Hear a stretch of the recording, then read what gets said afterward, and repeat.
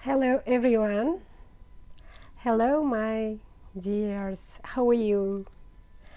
Бүгін біз осы сынды фразаларды үйренетін боламыз.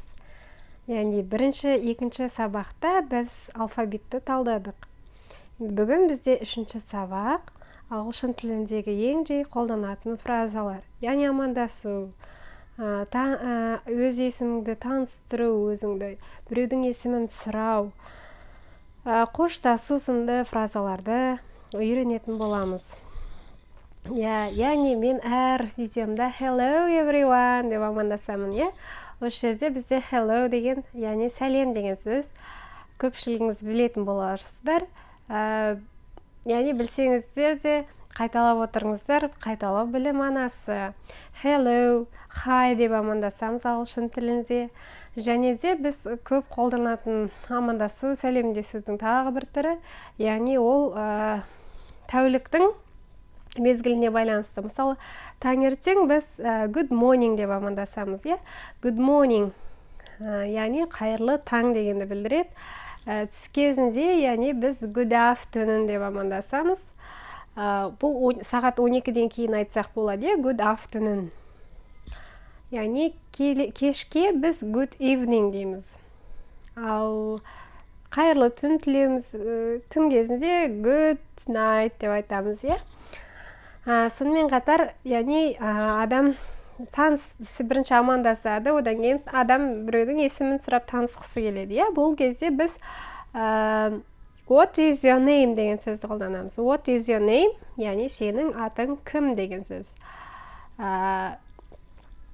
Бұл сұраққа біз my name is деп жауап береміз. My name is Бақытгүл. Мысалы, менің атым Бақытгүл. My name is, одан кейін өз атымызды айтатын боламыз. Жалпы менің каналым ағылшын тілін енді үйренетін, бастаймын деген үлкен кісілерге де көруге болады, жалпы балаларға да көруге болады. Яғни басынан бастап үйренем десеңіздер, өте ыңғайлы деп айтқым келеді. Каналға тіркеліп, лайк басып, подписка жасауды ұмытпаңыздар. Әр видеоны бірінші болып көру үшін қоңыраушаны басып қойыңыздар. Біз келесі танысқаннан кейін, танысқаныма қуаныштымын деп айтуға болады. Ол үшін келесі фразаны қолданамыз. Nice to meet you. Танысқаныма қуаныштымын. Nice to meet you. Және де бүгін көп болмас үшін, бүгін тағы бір, яғни сау бол айтуды үйренейік. Әр сабақта пайдалы фразалармен, сөздермен бөлісетін боламын. Сау бол айту, goodbye. Яғни менің сүйікті сөзім goodbye everyone деп айтамыз. Everyone деген барлықтарыңызға, hello everyone барлықтарыңызға сәлем, goodbye everyone барлықтарыңызға сау болыңыздар деген сөз.